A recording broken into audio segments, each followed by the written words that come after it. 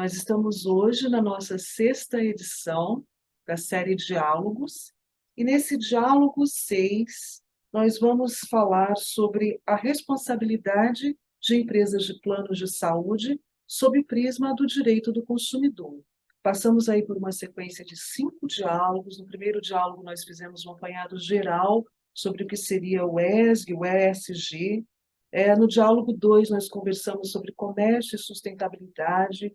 Diálogo 3, falamos sobre a responsabilidade ESG de diferentes stakeholders. No diálogo 4, sobre mudanças climáticas e NDCs. No diálogo 5, nós conversamos sobre mudanças climáticas e a participação do Brasil nas conferências das partes. E hoje nós temos a alegria de receber aqui o professor Silvio Rocha. O professor Silvio é sócio aqui do escritório do TQSR. Ele é doutor pela PUC de São Paulo, livre docente em Direito Administrativo. Por mais de 20 anos, o professor Silvio foi juiz federal no estado de São Paulo, em vara especializada em crimes contra o sistema financeiro e lavagem de dinheiro. Ele é autor de vários livros na área de direito privado e de direito público, membro do Instituto Brasileiro de Direito do Consumidor, e o nosso bate-papo aqui hoje será sobre direito do consumidor, a responsabilidade das empresas de planos de saúde sob o prisma do direito do consumidor. E hoje aqui eu serei inteiramente aprendiz. Nós temos aqui na mesa também o professor Alberto do Amaral Júnior, professor de Direito Internacional da Faculdade de Direito da USP, que também tem uma ampla experiência na área de direito do consumidor, teve o primeiro livro publicado na área de proteção do consumidor, foi diretor do Instituto Brasileiro de Direito do Consumidor. Então, assim, estarei aprendendo muito com esse diálogo aqui hoje. Uma palavra para o professor Silvio para começar. Obrigado, Andréia. É uma satisfação enorme participar desses eventos. Queria cumprimentar aqui meu amigo, o professor Alberto do Amaral. E hoje, com esse evento, vamos fazer uma espécie de retrospectiva, né, Alberto? Porque eu e o Alberto do Amaral participamos já no início da década de 90, junto com outros colegas, como a professora Cláudia Marques, o atual ministro Herman Benjamin, o Ronaldo Porto Macedo, o professor Nelson Neri, enfim, outros colegas que estiveram, de alguma maneira, envolvidos aí na criação do Instituto Brasileiro de Direito do Consumidor, e naquela época nós já nos dedicávamos academicamente a esse tema do direito do consumidor. Eu tive, inclusive, a oportunidade e a honra do professor Alberto do Amaral, na ocasião, compor a minha banca de doutoramento, em que o tema foi exatamente oferta no Código de Defesa do Consumidor. Instado aqui, então, tanto pela Andréia como pelo professor Alberto do Amaral, o tema é um pouco operadoras de planos e seguros de saúde, o tema do direito do consumidor, e eu na verdade, exatamente um julgado relativamente recente, que foi finalizado, vamos dizer assim, em meados do ano passado, e que demorou muito para ser julgado, que envolvia o tema relacionado ao rol de procedimentos médicos que devem necessariamente ser oferecidos por as operadoras de planos e seguros de saúde, e se esse rol seria um rol, vamos dizer assim, exemplificativo ou um rol taxativo. E a discussão se iniciou exatamente porque determinados procedimentos médicos estavam sendo negados pelas operadoras de planos e seguros de saúde, exatamente porque não constavam daquele rol estabelecido pela lei que disciplina esse assunto, 9 de 1961, especificamente a partir do artigo 10, que vai estabelecer o que a gente chama de planos de referência, né?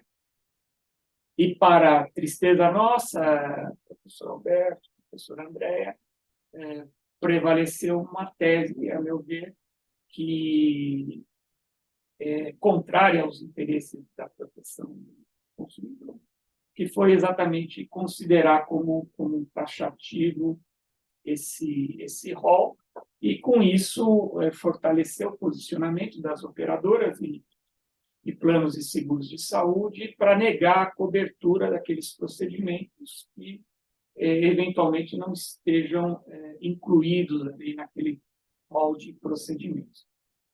O que cria uma dificuldade adicional, porque nós vivemos uma era que eu posso chamar de eminentemente tecnológica, de modo que há quase que uma permanente atualização e inovação desses procedimentos médicos e que, portanto, a desatualização desse rol é comum de acontecer.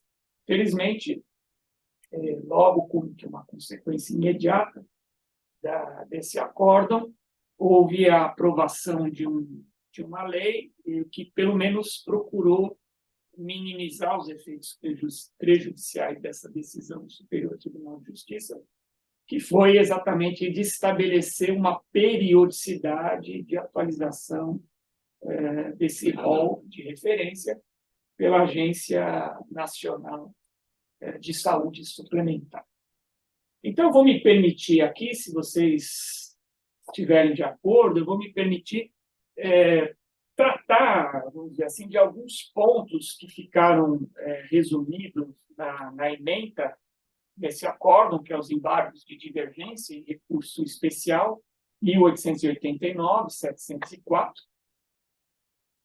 e que, de alguma maneira, vão perpassar todos esses temas relacionados tanto à saúde suplementar, como também à proteção do consumidor.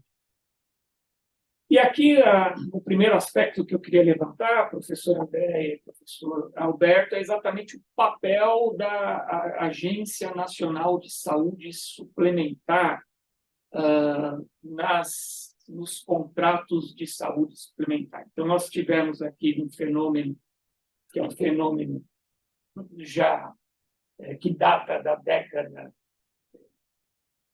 finalzinho da década de 90, início da década de 2000, que é um fenômeno que, no direito administrativo, ficou conhecido como da agencificação, ou seja, setores econômicos passaram a ser também disciplinados do ponto de vista legislativo, que nós chamamos de regulamentados, por essas autarquias especiais que receberam a denominação de agências reguladoras.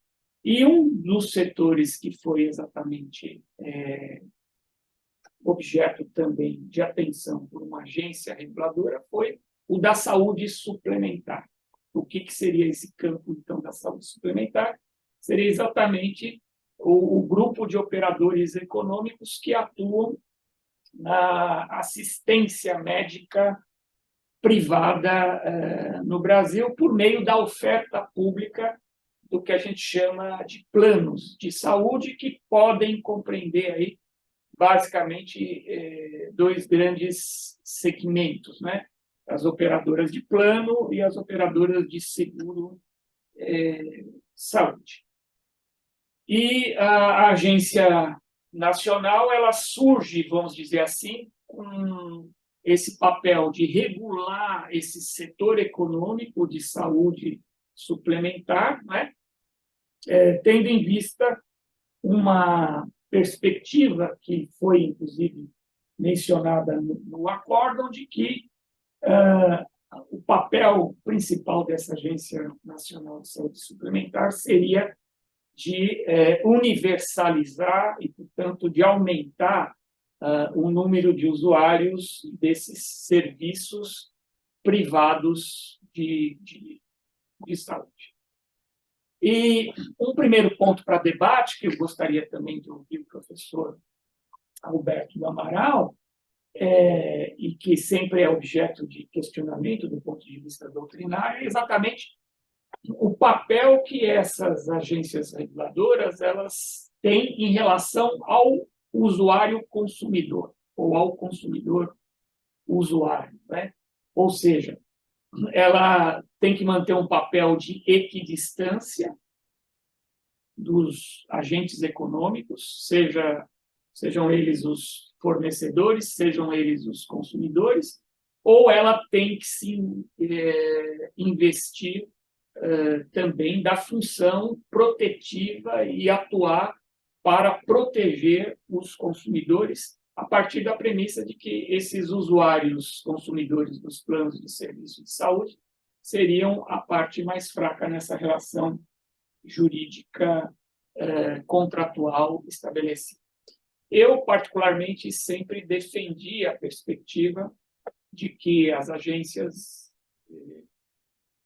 reguladoras elas deveriam atuar na proteção dos consumidores e, portanto, já seria quase que uma competência natural, se a gente pode falar nesses termos, uma atuação sempre em favor ou benéfica do consumidor. Mas não foi isso que prevaleceu nesse julgado já mencionado. O entendimento é de que as agências reguladoras elas deveriam, vamos dizer assim, de alguma maneira, atuar de forma isenta em relação aos consumidores e, portanto, não necessariamente elas precisariam atuar sempre em benefício, em favor dos consumidores. E isso também foi destacado no item 5 da ementa, né, de que a incidência, então, do Código de Defesa do Consumidor seria sempre uma incidência subsidiária, de modo que só se aplicaria o Código de Defesa do Consumidor a essas relações da área da saúde suplementar, se não houvesse, vamos dizer assim, por parte da própria lei, por parte das resoluções da Agência Nacional de Saúde Suplementar, se não houvesse uma norma específica.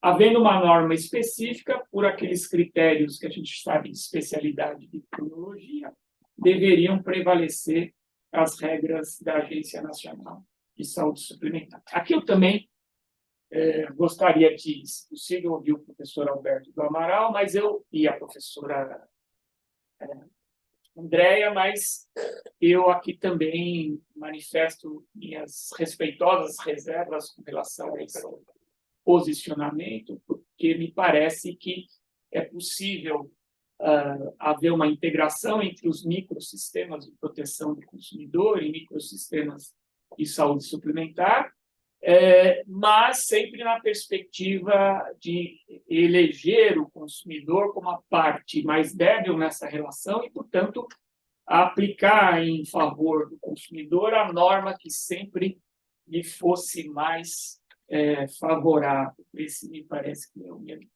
meu entendimento. Não é? Um terceiro ponto que esse julgado trouxe, na verdade, também está relacionado ao tema central dessa exposição, que é exatamente esse rol de referência dos procedimentos de saúde. Olha, eu sempre entendi, e tive a oportunidade de escrever isso já em 1995, sempre entendi que esse rol de referência que consta na lei é sempre um mínimo em favor do consumidor e usuário dos serviços de saúde. E, portanto, não interpretaria esse rol como um rol exaustivo, um rol taxativo, de modo que sempre se poderia exigir da operadora de planos de saúde um tratamento que estivesse reconhecido do ponto de vista científico, do ponto de vista técnico, e que fosse considerado pelo médico encarregado de atuar naquele caso fosse considerado como adequado ao paciente. Não é? No entanto, não foi esse o entendimento que prevaleceu, não é? O entendimento que prevaleceu. O entendimento que prevaleceu é que esse rol seria um rol taxativo, né? Seria um rol, portanto, que fora dele, salvo exceções, né? Não se admitiriam tratamentos não previstos, né? Embora aqui também se reconheça que no próprio item 11 da ementa, algumas hipóteses excepcionais foram ressalvadas, né? No sentido de que, desde que haja uma comprovação da eficácia do tratamento e que esse tratamento não tenha sido expressamente objeto de indeferimento pela Agência Nacional de Saúde Complementar, né? Haveria a possibilidade de inclusão, mas essa inclusão ficaria dentro do tema do que a gente chama de excepcionalidade. E para justificar esse rol taxativo, foram utilizados alguns argumentos, né? Alguns argumentos que, a meu ver, são bastante questionáveis do ponto de vista jurídico. Mas o que eu queria chamar a atenção é que, nesse julgado, se entendeu que essa disposição da Agência Nacional de Saúde Suplementar, que estabelece os procedimentos de referência, seria um ato estatal, né? Um ato estatal, e, de fato, é um ato estatal, porque nós não podemos negar essa natureza de autarquias e de regulamento em sentido amplo, né? Esse rol. Mas o que me parece que é bastante questionável é que, a partir dessa natureza de ato estatal, se pretendeu atribuir a esse rol um regime jurídico próprio da discricionariedade. Então, aqui se atraiu, primeiro, os atributos do regime do ato estatal e se deu a presunção de veracidade, de legitimidade ao conteúdo desse rol, e se aproximou desse rol do regime da discricionariedade técnica, quase que dizendo o seguinte: olha, como é uma decisão estatal, é um ato estatal, dentro do exercício de uma competência discricionária, aquilo que foi escolhido, ou seja, o conteúdo que foi estabelecido, é um conteúdo discricionário, e se é discricionário, o competente é a própria autarquia, e não cabe nem mesmo ao poder judiciário, vamos dizer assim, interferir, vamos dizer, nesse mérito do ato administrativo. Aqui me parece o grande equívoco desse argumento, de você entender que a definição dos procedimentos que minimamente ou que devam ser observados nessa relação jurídica contratual possa ser algo caracterizado como discricionário e que não possa, então, ser objeto de apreciação pelo Poder Judiciário. Ora, nós sabemos todos que saúde é um direito fundamental e que ele está conectado com outros aspectos e com outros direitos fundamentais, como integridade física e integridade psíquica, não é? E, portanto, como é que eu posso entender que uma decisão, muitas vezes equivocada por parte do ente regulador que não inseriu um procedimento médico que seria necessário para preservar a vida, para preservar a integridade, para preservar a dignidade do usuário, não seja suscetível de controle pelo Poder Judiciário. Me parece que aqui, talvez na tentativa de justificar essa taxatividade, tenha se buscado um argumento que, a meu ver, me parece completamente inadequado. Não é? Então, seriam essas considerações, professora Andréia, professor Alberto, e devolvo a palavra aí para o prosseguimento do nosso evento. Eu quero manifestar a minha imensa satisfação em participar desse diálogo em companhia da Andréia Costa Vieira e do Silvio. O Silvio, não obstante ser livre-docente, professor associado de Direito Administrativo da PUC, é um jurista de acepção ampla da palavra. Isso significa que ele navega com extrema facilidade e com grande capacidade em diversos campos do direito. Ele escreveu 2 brilhantes teses que se transformaram em livros sobre direito do consumidor. Ele tem trabalhos expressivos sobre direito civil, cursos de direito civil. Ele tem trabalhos notáveis sobre direito administrativo e, portanto, ele se caracteriza como um grande jurista, além de ser um conhecedor exímio do direito penal. Os comentários que eu irei tecer vão em harmonia com aqueles já observados pelo Silvio. O primeiro comentário que eu quero fazer diz respeito às argumentações, às alegações que eu considero completamente equivocadas do acórdão exarado pelo Superior Tribunal de Justiça.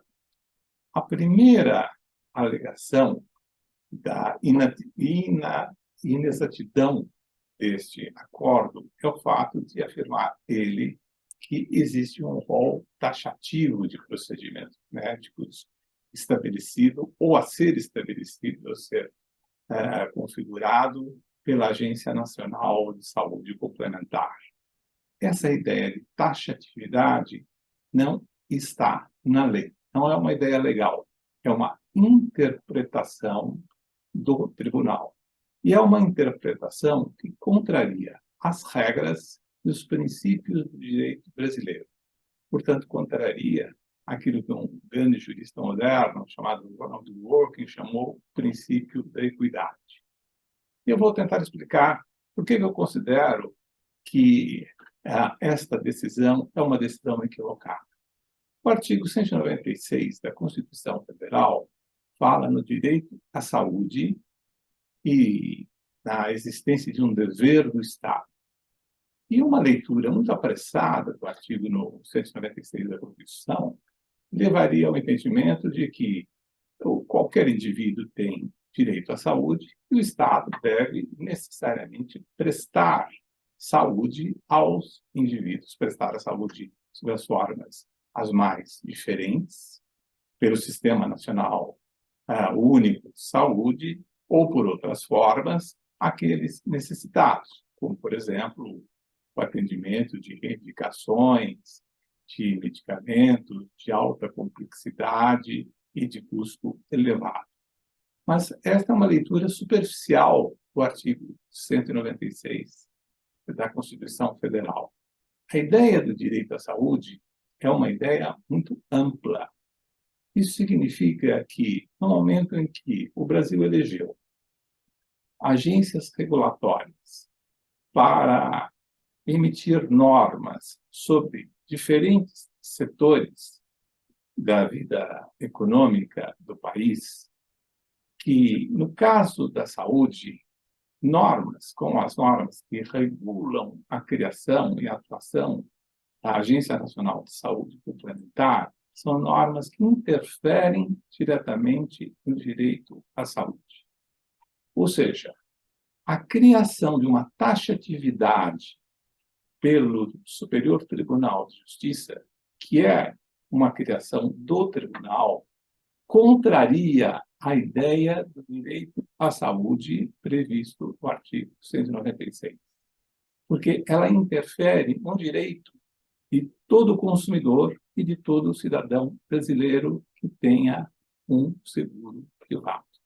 Esta é uma razão extremamente significativa para nós considerarmos que há uma inconstitucionalidade na decisão do Superior Tribunal de Justiça, além de ser uma decisão frágil do ponto de vista dos argumentos apresentados. Uma segunda razão, já salientada pelo professor Silvio, é que existe, sim, uma harmonia entre os microsistemas normativos, ou seja, o Código de Defesa do Consumidor e as leis que regulam a Agência Nacional de Saúde Complementar. Porque o Código de Defesa do Consumidor regula as relações entre o fornecedor e o consumidor, sejam elas de qualquer natureza. Os serviços de saúde são serviços regulados pelo Código de Defesa do Consumidor e não se ocupa apenas da venda de produtos ou de bens no mercado de consumo, mas regula no artigo 3º os serviços, entre os quais os serviços de saúde.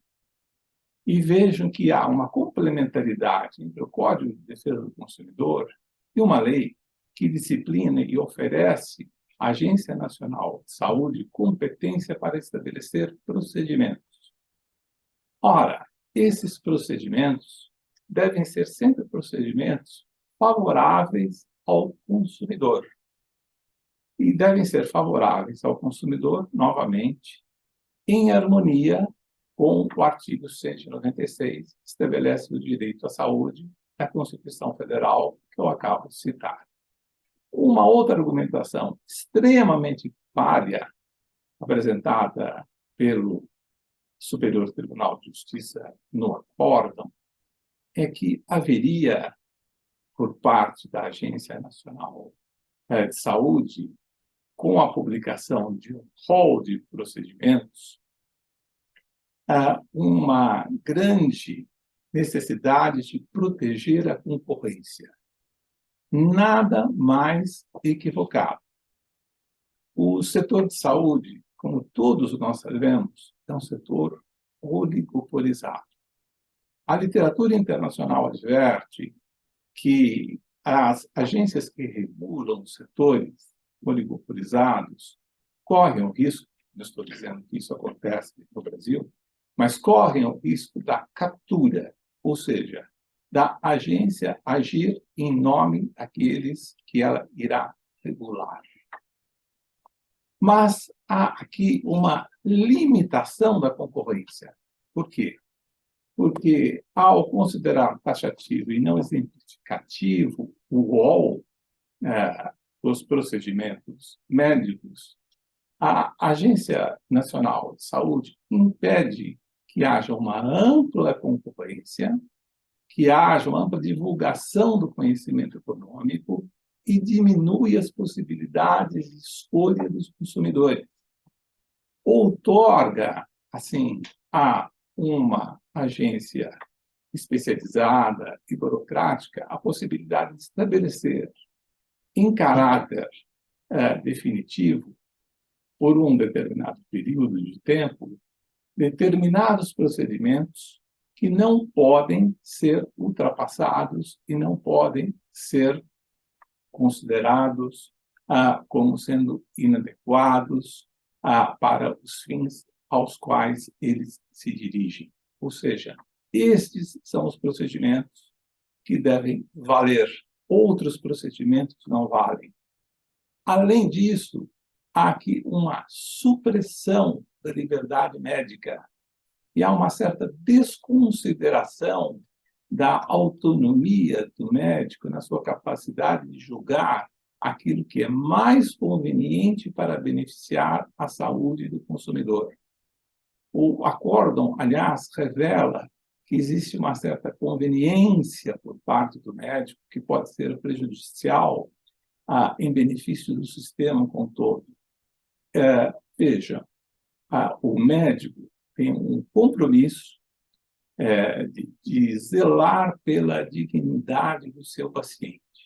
Qualquer procedimento médico que seja contrário às normas regulamentares da profissão são procedimentos suscetíveis de verificação, de constatação, de punição pelos conselhos profissionais e podem ser juridicamente apurados. Imaginemos, por exemplo, que o médico recomende ao paciente um tratamento que não tem nenhuma eficácia. É óbvio que este médico pode ser punido criminalmente, porque ele está praticando curandeirismo, que é um crime previsto pelo Código Penal. Portanto, a menção feita pelo acordo à ideia da liberdade médica como sendo um fator negativo é uma menção altamente infeliz. E o acórdão deixa de considerar a concorrência como sendo uma pedra angular do funcionamento de um mercado eficaz. E nós não podemos pensar que um mercado simplesmente oligopolizado possa funcionar eficazmente sem que se ofereça ampla liberdade de escolha aos consumidores. E é esta a função da Agência Nacional de Saúde, oferecer liberdade aos consumidores em harmonia com a Constituição, em harmonia com o princípio da concorrência que está previsto no próprio artigo 170 da Constituição Federal. Ok, nós estamos aqui com o tempo avançado, mas o diálogo está empolgante e eu já aprendi muito aqui nessa tarde. Bom, eu gostaria, para encerrarmos o diálogo e para não ultrapassarmos em muito nosso tempo aqui, passar a palavra para o professor Silvio novamente, para, em 1 minuto, ele fazer um breve comentário final, depois a palavra retorna para o professor Alberto para fazer em 1 minuto também um outro comentário, concluindo aí esse nosso diálogo sobre a responsabilidade das empresas de planos de saúde. O que eu gostaria de observar é que, da data da promulgação do Código de Defesa do Consumidor, que é 1990, e também da data do surgimento da lei que tratou das operadoras de plano de seguro de saúde, que é de 2000, de alguma maneira, se a gente for fazer uma avaliação da jurisprudência do Superior Tribunal de Justiça em relação a esses temas e em relação à proteção do consumidor, nós podemos dizer que talvez nós estamos experimentando nos últimos anos mais retrocessos do que de avanços. E parece que as últimas decisões das cortes superiores sobre esse tema têm resultado numa inflexão em relação àquilo que nós já havíamos conquistado quando houve a edição do Código de Defesa do Consumidor. Eu gostaria apenas de deplorar que um tribunal do porte, do Superior Tribunal de Justiça, tenha proferido uma decisão não apenas infeliz, mas uma decisão ilegal e inconstitucional, que contraria as regras, os princípios fundamentais do direito brasileiro. Bom, eu quero agradecer ao professor Silvio, ao professor Alberto, por essa grande aula que nós tivemos aqui nesse diálogo. Nós trouxemos essa temática da responsabilidade dos planos de saúde, das empresas de planos de saúde, sob o prisma de proteção do consumidor, para uma mesa de debates sobre sustentabilidade, porque nós entendemos que essa é uma preocupação central da área de saúde, que é uma questão social, também entrando aí dentro de uma temática de proteção da sustentabilidade no país. Estaremos aí dando sequência aos nossos temas, aos nossos debates, aos nossos diálogos sobre sustentabilidade, e em breve estaremos gravando aí um novo diálogo. Obrigada.